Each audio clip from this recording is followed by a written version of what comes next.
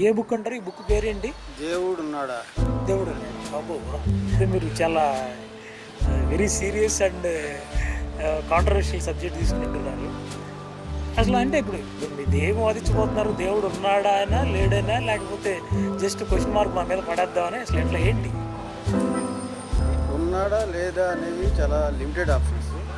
For example మనం ఒక computer తీసుకున్నాం. కంప్యూటర్లో సిలికాన్ చిప్స్ ఉన్నాయి. సిలికాన్ చిప్స్లో బేసిక్గా సాఫ్ట్వేర్ అంటే జీరోస్ వన్స్ ఉంటాయి, బైనరీ నెంబర్స్ అనమాట. సరే, ఇప్పుడు కంప్యూటర్ని పవర్ ఆఫ్ చేసాము. పవర్ ఆఫ్ చేసినటువంటి కంప్యూటర్ మెమరీలో లేదా చిప్లో ఎవరు అడుగుతారు, జీరో ఉందా వన్ ఉందా, దేవుడు ఉన్నాడా లేదా లేడా? ఇది కూడా అలాంటి క్వశ్చన్. దాంట్లో ఏముంటుంది, పవర్ ఆఫ్ చేసే సిలికాన్ చిప్స్లో జీరోను ఉండదు, వన్ ఉండదు, అసలు ఫ్లోనే ఉండదు. ఉండదు. అలాగే దేవుడు ఉన్నాడా లేడా అనే క్వశ్చన్ కూడా బైనరీ క్వశ్చన్ అనేది కరెక్ట్ కాదు. దేవుడు ఉన్నాడా లేడా అనే ముందు ఎలాంటి దేవుడు, డెఫినేషన్ ఏంటి, ఇవన్నీ కొంచెం మైండ్లో ఉంటే తర్వాత వాటి గురించి క్లారిటీ వస్తుంది. కరెక్టే. మీరు ఇప్పుడు దేవుణ్ణి గనక డిఫైన్ చేయగలిగితే అసలు ఈ బాధ అంతా ఎందుకు? బెటర్ రసల్ కూడా అదే అండి. బెటర్ రసల్ కూడా ఏమంటాడంటే, when you define, if you can define something and half of the problem is solve. చెప్పేది అది. అసలు డెఫినేషనే లేని ఒక విషయం గురించి హౌ కెన్ యూ డిస్కస్? అది నా నా నా మెయిన్ ఇదనమాట ప్రాబ్లం. కరెక్ట్. సో మామూలు ప్రజలు దేవుడి గురించి ఒక ఐడియా కలిగి ఉంటారు. అది డెఫినేషన్ కాదు, ఒక ఐడియా. ఆ ఐడియాతో దేవుడు ఉన్నాడా లేడా, లేకపోతే వ్యక్తిగతమైన దేవుడు ఉన్నాడా లేడా, లేకపోతే మీరు అప్పుడప్పుడు చెబుతున్నట్టు క్రియేటర్ గాడ్, అంటే వీటన్నిటిని క్రియేట్ చేసి సృష్టికర్త అయినటువంటి దేవుడు క్రియేట్ చేసేసి పక్క దప్పుకునే దేవుడు ఒక దేవుడు.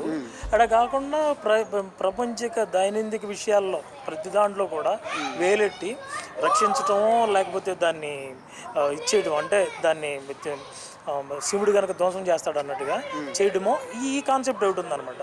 ఇదేమో క్రియేటర్ గాడ్ అంటారు, ఇదేమో వ్యక్తిగత దేవుడు అనుకోవచ్చు. ఆ విధంగా చెప్పండి. ఇవన్నీ కొంతవరకు టచ్ చేసాము ఈ బుక్లో. మొదటి చాప్టర్ దగ్గరికి వచ్చేటప్పటికి రెండు ఆర్గ్యుమెంట్స్ని డీల్ చేశాను దీంట్లో. చాప్టర్ పేరు ఏంటండి? చాప్టర్ పేరు దేవుడి నిర్వచనం. అది మీరు కూడా అదే తీసుకున్నారు, నిర్వచనం తీసుకున్నారు.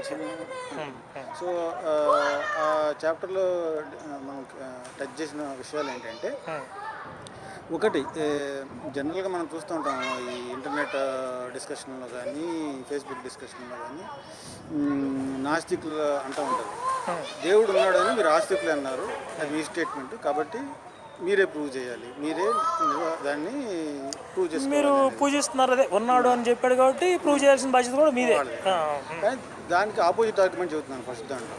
ఇది ఎలా ఉంటుందంటే, ఒక ఊళ్ళో సుబ్బారావు అనే వ్యక్తి ఉన్నాడని ఒక స్టేట్మెంట్ ఇస్తున్నాడు, ఆస్తికుడు అనుకున్నాం, అతను ఆస్తికుడు అనుకున్నాం. లేడని ఇంకో స్టేట్మెంట్ ఇస్తున్నాడు, అతను నాస్తికుడు అనుకున్నాం. ఇప్పుడు వీళ్ళిద్దరు రెండు రకాలుగానే ప్రూఫ్ ఉండొచ్చు. ఆస్తికుడు అయినాడు సుబ్బారావు అనే అతను ఉన్నాడు అనే అతను ముందుగా సుబ్బారావు యొక్క ఫీచర్స్ ఏంటి చెప్పాలి. ఇలా ఉంటుంది, గడ్డం ఉంటుంది, సన్నగా ఉంటాడు, లేకపోతే నల్లగా ఉంటాడు, ఇవన్నీ చెప్పి అలాంటి వ్యక్తిని ఒక అతన్ని పట్టుకుని అతని పేరు సుబ్బారావు కాదు ప్రూవ్ చేస్తే ప్రూవ్ అయిపోతుంది. అది ఆస్తికుడు ప్రూఫ్. అది ఒక నిర్దిష్టమైన ప్రూఫ్ అనమాట. అది కాకుండా నాస్తికుడు ఉంటాడు, నాస్తికుడు కూడా ప్రూవ్ చేయొచ్చు సుబ్బారావు ఊళ్ళో లేడని. నాస్తికుడిది కష్టసాధ్యమైన విషయం. ఎందుకంటే నాస్తికుడు అసలు సుబ్బారావు అనేవాడు లేడనుకున్నాడు. లేడని ఎట్లా ప్రూవ్ చేస్తాడు? సుబ్బారావు అంటే నిర్వచనం కూడా ఇచ్చామనుకున్నాం, ఈ రకంగా ఉంటాడు, నల్లగా ఉంటాడు, లేకపోతే సన్నగా ఉంటాడని. అతను కూడా పూజ చేయొచ్చు. కానీ కష్టసాధ్యమైన విషయం ఏంటంటే అతను ఊరు మొత్తం వెతకాలి, ఊళ్ళో ఇళ్ళని వెతకాలి, ఊళ్ళో గుళ్ళు గోపురాలు లేకపోతే అక్కడ చెట్టు చేమ చెరువులు అన్నీ వెతికి అక్కడెక్కడ సుబ్బారావు లేడు కాబట్టి సుబ్బారావు లేడు అనే విషయాన్ని అతను ప్రూవ్ చేయగలడు అనమాట. నాస్తికుడు కూడా ప్రూవ్ చేయగలడు సుబ్బారావు లేడు అన్న విషయం. ఇది మన బెటర్ టెస్ట్లు చెబుతాడు కదా. ఏది కానీ ఇక్కడ డిఫికల్టీ పెరిగిపోద్దండి. అదే మీరు బెటర్ టెస్ట్లు చెప్పినట్టే బెటర్ టెస్ట్లు ఏం చెప్తాయంటే, లేని దాన్ని లేవు అని ప్రూవ్ చేయడానికి యొక్క సంభావ్యత ప్రాబిలిటీ ఉంది చూసారా, అది చాలా పెరిగిపోతుంది, చాలా కాంప్లికేటెడ్ అయిపోతుంది. చాలా కాంప్లికేటెడ్. ఉన్నదాన్ని ప్రూవ్ చేయడమే చాలా కష్టం. ఇప్పుడు మీరు చెప్పిన ఉదాహరణలో ఒక ఊళ్ళో ఒక సుబ్బారావు ఉన్నాడు అనుకుంటే, ఆ ఊళ్ళో 200 గడపలు ఉన్నాయి అనుకుంటే 200 గడపలు ఎదిగి బాబు ఇదిగో 200 గడపల్లోనూ సుబ్బారావు లేడని ప్రూవ్ చేయొచ్చు. కానీ లేని దాన్ని లేదని ప్రూవ్ చేయడానికి యొక్క ప్రాబిలిటీ ఏదో సంభావ్యత ఉందో అది చాలా కష్టసాధ్యం అవుతుంది అనమాట. ఒకసారి బెటర్ ఇండస్ట్రీ చెప్పిన ఎగ్జాంపుల్ కూడా చెప్తాను. బెటర్ ఇండస్ట్రీ ఏమంటాడంటే, మన మార్స్కి జూపిటర్కి మధ్యలో ఒక కప్పు సాసరు లేకపోతే టీ కెటిల్ తిరుగుతూ ఉందనుకుంటే, ఆ టీ కెటిల్ తిరుగుతూ ఉందని ఒక స్టేట్మెంట్ ఇస్తే అది అక్కడ తిరుగుతూ ఉంది అని ప్రూవ్ చేయాల్సిన బాధ్యత ఆ స్టేట్మెంట్ ఇచ్చిన ఎవరైతే తిరుగుతున్నాడో వాడికి ఉంది. నేను కొద్దిగా బెటర్ ఇండస్ట్రీని అపోజ్ చేస్తున్నాను. ఫర్ ఎగ్జాంపుల్ మన రాజకీయ నాయకులను తీసుకున్నాం. రాజకీయ నాయకులు ఏదో స్టేట్మెంట్ ఇస్తాడు, దానికి అపోజిషన్ క్యాచ్ చేస్తారు, దానికి వ్యతిరేకంగా అతని దగ్గర ప్రూఫ్ ఉందనుకోండి, వెంటనే ప్రూఫ్ బయట పెట్టేస్తాడు ఎవరు అపోజిషన్ అతను. ఈ రాజకీయ నాయకుడు తన స్టేట్మెంట్కి ఫర్గా ప్రూఫ్ తెచ్చుకునే దాకా ఆగడు. కాబట్టి అపోజిషన్ వాళ్ళు కూడా అపోజిట్ ఆర్గ్యుమెంట్ వాళ్ళు కూడా ఎదుటి వాళ్ళ స్టేట్మెంట్ రాంగ్ అని ప్రూవ్ చేయొచ్చు బేసిక్గా అతని ప్రూఫ్ ద్వారా బేసిక్గా. సో అలానే బెటర్ ఇండస్ట్రీ విషయంలో కూడా మేబీ అతనికి ఈ విశ్వం గురించి, లోకం గురించి, ఈ సృష్టి గురించి పరిపూర్ణమైన నాలెడ్జ్ ఉన్నప్పుడు, పరిపూర్ణమైనటువంటి జ్ఞానం ఉన్నప్పుడు ఒక సైంటిస్టో ఒక ఫిలాసఫరు బెటర్ ఇండస్ట్రీని కూడా రాంగ్ అని ప్రూవ్ చేయొచ్చు. బెటర్ ఇండస్ట్రీని రాంగ్ అని ఎట్లాగంటే యూనివర్స్ మొత్తం వెతికి దేవుడు లేడని ప్రూవ్ చేయొచ్చు. కూడా ఏమంటాడంటే కూడా ఏమంటాడంటే ఇట్లాంటి విషయాలను ప్రూవ్ చేయడం చాలా కష్టం. దాని యొక్క whatever you are calling it as a proof అంటారు చూసారా, ఇట్లాంటి వాటికి ప్రూఫ్ చెప్పడం కష్టం అంటాడు ఆయన. దీంతో పోలుస్తాడు అన్నమాట. అట్లా యూనికార్న్ అనేది ఉందంటాడు ఆయన. అంటే ఈ లాజిక్ని లింగ్విస్టిక్ కూడా ఆయన అప్లై చేశాడు అనమాట. దాంట్లో వచ్చిన వాదన ఇది యాక్చువల్గా. ఇప్పుడు మీరు ఒంటి కొమ్ము గుర్రం ఉంది, యూనికార్న్ ఉంది అనుకుంటున్నాం. యాక్చువల్గా అది ఎవరూ చూడలేదు, ప్రకృతిలో ఉండాల్సిన అవసరం కూడా అది లేదు. కానీ ఆ భావన ఉంది కదా, ఆ భావన ఎప్పుడైతే ఉందో అది ఉండే అవకాశం యొక్క సంభావ్యత ఉంది కదా అంటాడు ఆయన. Maybe it's proving it is very difficult, maybe impossible. అంటే దాంట్లో ఏమంటారు, లిమిట్లో కనుక ప్రొపోర్షనాలిటీ టు ఇన్ఫైనైట్ అంటారు సరే, అట్లాగే సంభావ్యత ఆల్మోస్ట్ ఇన్ఫినిటీ అవుతున్నా there is a probability that we may prove అంటాడు. దాన్ని ఇట్లాంటి విషయాలతో ఆయన పోల్చి మాట్లాడతారు అనమాట. ఎప్పుడు దేవుడి విషయం వచ్చినా సరే బెటర్ విషయాలు ఇదే మాట్లాడతాడు యాక్చువల్లీ. ఇంకోటి ఏంటంటే, దేవుడు ఉన్నాడా లేదని ఆర్గ్యుమెంట్లు మొదలు పెట్టినప్పుడు ఉన్నాడని కానీ లేడని కానీ ఒక స్టేట్మెంట్ ఇచ్చినప్పుడు దాన్ని ఫాల్సిఫై చేయగలగాలి. ఫాల్సిఫై చేయటం అంటే యాక్చువల్గా దాని ప్రూఫ్ చూపించడం, ఫాల్స్ అని ప్రూఫ్ చూపించడం కాదు, ఒక ఆర్గ్యుమెంట్ చెప్పగలగాలి. ఫర్ ఎగ్జాంపుల్, న్యూటన్ యాపిల్ కింద పడింది కాబట్టి గ్రావిటీ ఉంది అని ఒక స్టేట్మెంట్ ఇచ్చాడు. అప్పుడు దాన్ని ఫాల్సిఫై చేసే స్టేట్మెంట్ ఏమవుతుందంటే, ఈ ఒరిజినల్ స్టేట్మెంట్కి ఫాల్సిఫై చేసే స్టేట్మెంట్ ఏమవుతుందంటే, యాపిల్ కనుక పైకి వెళ్తే కింద పడకుండా అప్పుడు గ్రావిటీ లేనట్లు అనేది ఒక ఫాల్సిఫైయింగ్ స్టేట్మెంట్ అన్నమాట. సో యాపిల్ పైకి వెళ్ళిందంటే గ్రావిటీ లేనట్లు లెక్క.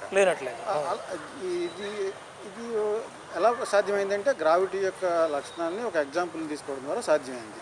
అదే దేవుడి విషయంలో ఇలా ఫాల్సిఫై చేయగలిగిన స్టేట్మెంట్స్ ఇవ్వగలమా? కొన్ని ట్రెడిషనల్ దేవుడు కాన్సెప్ట్లో కొన్ని ఫాల్సిఫై చేయగలిగిన వ్యక్తిగత దేవుడి విషయంలో మాత్రం ఇవన్నీ మనం తీసి పక్కన పెట్టేయచ్చు. అంటే రోజువారీ జరిగే విషయాల్లో ఇప్పుడు మొన్న దేవుడిని, కొండగట్టి దేవుడిని, ఆయనే దేవుడు అనుకుందాం, ఓకే, కాసేపు ఆయన మొక్కుకుంటానికి ఎవరో వెళ్తున్నారు, అదే చూడటానికి వెళ్తున్నారు, అది పడిపోయింది. అసలు దేవుడు అనేవాడే నిజంగా ఈ దయగల్లవాడు, ఇలా ఉన్నవాడు, అలా ఉన్నవాడు అయితే, అంటే దట్ క్వాంటిటీస్ ప్రాపర్టీస్ కనుక దేవుడికి ఆపాదిస్తే మనం ఇదెందుకు జరుగుతుందని ఒక పాయింట్ మనం తీసి పక్కన పడేయచ్చు. అట్లా దేవుడి యొక్క ఉనికిని కాదు, ఉనికి లేనితనాన్ని మనం కొన్ని ఫాల్సిఫై, మీరు చెప్పినట్టు ఫాల్సిఫై ద్వారా చేయొచ్చు. కానీ ఇది కాకుండా దేవుడు అనేది క్రియేటర్ గాడ్ మాత్రమే, ఆయనకి దైనందిన విషయాలతో సంబంధం లేదు అన్ని నిర్వచనించుకుంటే మాత్రం దాన్ని ఫాల్సిఫై చేయడం చాలా కష్టం అవుతుంది నేను అనుకుంటున్నాను. ఈ ఫాల్సిఫై దానికి ప్రూఫ్ వస్తుంది బేసిక్గా. సో ఈ ప్రూఫ్ గురించే ఆ ఫస్ట్ చాప్టర్ అంతా కూడా. ఫస్ట్ చాప్టర్లో ఒక ఎగ్జాంపుల్ ఇచ్చాను. ఒక జడ్జి గారు ఉంటారు, జడ్జి గారి ముందు ఒక కేసు వస్తుంది. ఆ కేసులో ఒక బాగా ఘరానా దొంగ సమాజాన్ని దోచుకున్న ఒక రాజకీయ నాయకుడు జడ్జి గారి కేసు ముందుకు వస్తాడు. కేసు వస్తుంది, ఆయన తీర్పు చెప్పాలి జడ్జి గారు అతని గురించి. జడ్జి గారి దగ్గర రాజకీయ నాయకుడు దొంగ అని చెప్పడానికి సరైనటువంటి సాక్ష్యాధారాలు లేవన్నమాట. లేవు కాబట్టి ఆయన్ని ఎక్విట్ చేసేస్తాడు. ఇక్కడ ఏంటంటే దొంగ అనటం ఆ దొంగ అతను రాజకీయ నాయకుడు దొంగే అనటం దేవుడు ఉన్నాడు అనడానికి ఈక్వల్ తీసుకోవాలి మనం ఇక్కడ. తర్వాత సాయంకాలం జడ్జి గారు క్లబ్లో వెళ్తారు, క్లబ్లో ఏదో ఆడుకోవడానికి వెళ్తారు. వెళ్ళినప్పుడు ఈ రాజకీయ నాయకుడు కూడా అక్కడికి వెళ్తాడు. అక్కడికి వెళ్ళి రాజకీయ నాయకుడు జడ్జి గారికి పార్టీ ఇస్తానంటాడు, పార్టీకి రమ్మంటాడు. పార్టీకి రమ్మని నీలాంటి విలువలు లేని నాటితో నేను పార్టీకి రాను అంటాడు. అదేంటి జడ్జి గారు, మరి నేను దొంగను కాదని మీరు జడ్జిమెంట్ చెప్పారు కదంటే, నీకు ఎగైనిస్ట్గా సాక్ష్యాధారాలు నా దగ్గర లేవు, అందుకనే నేను అక్కడ దొంగ కాదని జడ్జిమెంట్ ఇచ్చాను, కానీ నువ్వు దొంగని నేను నమ్ముతున్నాను అన్నాడు. సో ఇక్కడ ఏంటంటే బేసిక్గా సైన్స్ ఏం చెప్తుందంటే దేవుడు ఉన్నాడు అని సాక్ష్యాధారాలు లేవు అంటుంది, దేవుడు లేడని అంటలేదు. సాక్ష్యాధారాలు మన దగ్గర లేవు, అది మన లిమిటేషన్ కూడా కావచ్చు, మనం ఉన్న ప్రపంచం చాలా చిన్నది అవ్వచ్చు, దేవుడు చాలా పెద్దవాడు కావచ్చు. ఆయన గురించి సాక్ష్యాధారాలు మన ప్రపంచంలో ఎక్కడెత్తుకున్నా మీకు కనపడకపోవచ్చు. ఇక్కడ ఆ రాజకీయ నాయకుడు దొంగ అనటం దేవుడు ఉన్నాడు అనటం లాంటిది, కాబట్టి దాని గురించి చూస్తున్నాను అనమాట. జడ్జి గారి దగ్గర సాక్ష్యాధారాలు లేవు, అయినా జడ్జి గారి నమ్మకం ఏంటి, అతను దొంగనే అంటే దేవుడు ఉన్నాడని. కాబట్టి సాక్ష్యాధారాలు లేని మాత్రాన నమ్ముకోకుండా ఉండాలని లేదు, నమ్మేవాళ్ళు నమ్మొచ్చు. ఎందుకు నమ్ముతారు వాళ్ళు? దేవుడిని నువ్వు చూడలేదు, నువ్వంటే నాస్తికుడు చూడలేదు దేవుడిని దేవుడు లేడు అంటున్నాడు. అతను మొత్తం ప్రపంచం మొత్తం తిరిగేసి కంప్లీట్ పరిపూర్ణమైన నాలెడ్జ్తో దేవుడు లేడనే విషయాన్ని అతను తెలియదు, అతని దగ్గర సాక్ష్యాధారాలు లేవు అంతవరకే. కాబట్టి నమ్మేవాళ్ళు నమ్ముకోవచ్చు దేవుడిని, నమ్మకూడని వాళ్ళు నమ్మకూడవచ్చు. రెండు రక విధమైన నమ్మకాలు, ఇద్దరి దగ్గర పరిపూర్ణమైన నాలెడ్జ్ లేదు. ఓకే, ఈ రెండు మీరేమన్నారు, ఈ రెండు కూడా నమ్మకాలే, అది పరిపూర్ణమైన ఫ్యాక్ట్ కాదు, పరిపూర్ణమైన నాలెడ్జ్తో చెప్పింది కాదు, జ్ఞానం లేదు. ఇప్పుడు మరి నాస్తికులు ఏంటి ఎలా అంటారు, మేము మాది నమ్మకం కాదు, మేము ప్రూవ్ చేసినట్టు, అంటే ఎక్కడ మీరు ప్రూవ్ చేయలేదు కాబట్టి హేతుబద్ధంగా అంటే తర్కబద్ధానికి అందట్లేదు కాబట్టి దేవుడు లేడని మేము చెప్తున్నాం అంటారండి. మరి అది నమ్మకం కాదని మరి అది అంటున్నారు వాళ్ళు. ఓకే, తర్కబద్ధం అంటే మీరు చెప్పిన పర్సనల్ గాడ్ అనేది తర్కబద్ధం కాదు కాబట్టి దాన్ని ప్రూవ్ చేయొచ్చు. కానీ వేరే క్రియేటర్ గాడ్ కానీ లేకపోతే నిర్గుణుడు, నిరాకారుడు, లేకపోతే ఆద్యంత మధ్యాలు లేనివాడు అయినటువంటి గాడ్ అన్నప్పుడు వీటిని ప్రూవ్ చేయటం, ఫాల్సిఫై చేయటం అనేది చాలా కష్టం అవుతుంది. నిర్గుణం, గుణాలు లేని వాడిని ఎలా ఫాల్సిఫై చేస్తావు? దేవుడికి ఈ గుణం ఉంటుంది, ఈ ఆకారం ఉంటుందని చెప్పినప్పుడు దాన్ని ఫాల్సిఫై చేయడం ఎలాగంటే ఆ గుణము ఆకారం లేదని ప్రూవ్ చేయగలిగితే ఫాల్సిఫై అవుతారు. కానీ ఈ యొక్క కాన్సెప్చువల్ అండ్ కాంప్లెక్స్ గాడ్ని ప్రూవ్ చేయడం అనేది కష్టం. అంటే ఇప్పుడు ఇన్ జనరల్గా నాస్తికులు మాట్లాడేది ఏంటంటే ఎక్కువగా ఈ పర్సనల్ గాడ్ అనే టైప్ని ఖండించడానికి మాట్లాడుతున్నారు వాళ్ళు ఎక్కువగా అంతేగాని వాళ్ళు ఆ క్రియేటర్ గాడ్ ఉన్నాడో లేదో కూడా వాళ్ళకి తెలియకుండానే దే ఆర్ కండెమింగ్, అంతే కదా, అంతే వస్తుంది. సో ఫస్ట్ చాప్టర్ చివరికి వచ్చింది ఏంటంటే ఇంతకు దేవుడు అని ఇచ్చేస్తున్నారు, దేవుడి నిర్వచనం ఏంటి అనే దానికి వచ్చాము. దేవుడి నిర్వచనానికి వచ్చినప్పుడు ఆస్తికుల విషయాల్లో కొన్ని కాంట్రడిక్షన్స్ ఉన్నాయి. ఒక పక్కన ఆయన నిర్గుణుడు, నిరాకారుడు అని చెబుతానే ఒక పక్క ఆయన శాంత స్వభావుడు, లేకపోతే శివం అంటే ఒక బ్లిస్ కలిగించేవాడు, ఇట్లా కొన్ని మాటలు కూడా చెబుతూ ఉంటారు. అవి ఒకదానికి ఒకటి కాంట్రడిక్టరీగా ఉంటాయి. కాబట్టి అలాంటి విషయాల్లో నాస్తికులు ఒకసారి పట్టుకుంటూ ఉంటారు. అంటే ఇప్పుడు నిర్గుణుడు అంటారు, ఒక పక్క ఏమో అదిగో శివుడు అంటే ఇట్లా ఆయనకి ఇలా ఉంటాయి, ఇలా జటాజోట ఉంటుంది, ఇలా ఒక చేత్తో త్రిశూలం పట్టుకుంటారు, ఇట్లాంటి నిర్గుణుడు అయినప్పుడు అసలు ఆకారమే ఉండకూడదు కదా, కాసేపు ఆకారం ఉందని చెప్తారు ఇట్లా వస్తే కనుక ఆస్తికులు. అంటే ఆస్తికుల్లోనే ఉన్న ఈ కాన్ఫ్లిక్ట్స్ వల్ల నాస్తికులు పని ఇంకా ఈజీ అయింది అనుకోవచ్చు, అంతే కదా. ఇంకోటి ఏంటంటే ఒక నిర్గుణుడు లేకపోతే ఆయనకు ఆద్యంతాలు లేనివాడు అని అన్నప్పుడు ఇప్పుడు నాస్తికులు కూడా అదే విషయం చెబుతున్నారు. యూనివర్స్, మన విశ్వం అనేది విశ్వ సృష్టి జరిగిన బిగ్ బ్యాంగ్ జరిగిన తర్వాతే స్పేస్ అండ్ టైం, స్థలకాలాలు క్రియేట్ చేయబడి అని చెబుతున్నారు. ఎప్పుడైతే కాలం విశ్వం తర్వాత క్రియేట్ చేయబడిందో కాజ్ అండ్ ఎఫెక్ట్ అనేది ఉండదు, కాజ్ ముందు ఎఫెక్ట్ తర్వాత ఉంటాయి కాలంలో. ఆ రిలేషన్ అనేది బిగ్ బ్యాంగ్కి ముందు, విశ్వ సృష్టికి ముందు ఉండదు. అంటే బిగ్ బ్యాంగ్కి కూడా ఒక కారణం లేదని చెబుతున్నారు. అలాగే వ్యాక్యూమ్ ఫ్లక్చుయేషన్స్, క్వాంటమ్ మెకానిక్స్లో వాడంతగా అవే జరుగుతుంది, దానికి ఒక కారణం లేదని చెబుతున్నారు. ఓకే, ఇంకొక ఆర్గ్యుమెంట్ ఏంటంటే వీటన్నిటికీ కారణాలు వేరే ఒక 5th డైమెన్షన్లోనో 6th డైమెన్షన్లోనో 11th డైమెన్షన్లోనో ఉండగలవు అనేది స్ట్రింగ్ థియరీ చెబుతుంది. కానీ ఆ డైమెన్షన్స్కి మనకి ఒక యాక్సెస్ కానీ లేకపోతే మనకు తెలవటం కానీ జరగదు, ఆ డైమెన్షన్ మనం తెలుసుకున్నాం అని చెబుతుంది.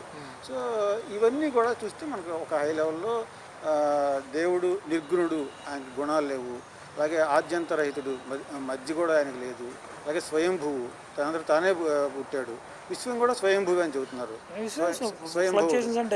స్వయంభవత్వం అంటే అదే ఫ్లక్చుయేషన్, వ్యాక్యూమ్ ఫ్లక్చుయేషన్ కానీ బిగ్ బ్యాంగ్, అది స్వయంభవత్వం. సో ఎవరికి వాళ్ళు ఆస్తికులేమో ఆస్తికులేమో దేవుడు స్వయంభవుడు అని చెబుతున్నారు. మరి నాస్తికులేమో విశ్వం స్వయంభవుడు. కానీ ఎదుటాళ్ళ స్వయంభవత్వాన్ని ఎవరు ఒప్పుకోవట్లేదు. ఒప్పుకోవట్లేదు. నాస్తికుడు విశ్వమే స్వయంభవుగా పుట్టిందంటే అది ఎలా కుదురుతుంది? ఆస్తికుడు విశ్వమే స్వయంభవుగా పుట్టిందంటే అది ఎలా కుదురుతుంది? దాన్ని సృష్టించడానికి వేరే వాళ్ళు ఉండాలి కదా అంటారు. మరి అలా అన్న ఆస్తికుడే మళ్ళీ దైవం స్వయంభువు అంటాడు. దైవం అంటే గాడ్ స్వయంభువు అంటాడు. కాబట్టి వీళ్ళిద్దరూ ఒక రకంగా చెప్పాలంటే వీళ్ళిద్దరూ ఒకే భాష మాట్లాడుతున్నారు కానీ ఒకరినొకళ్ళు అపోజ్ చేసుకుంటున్నారు.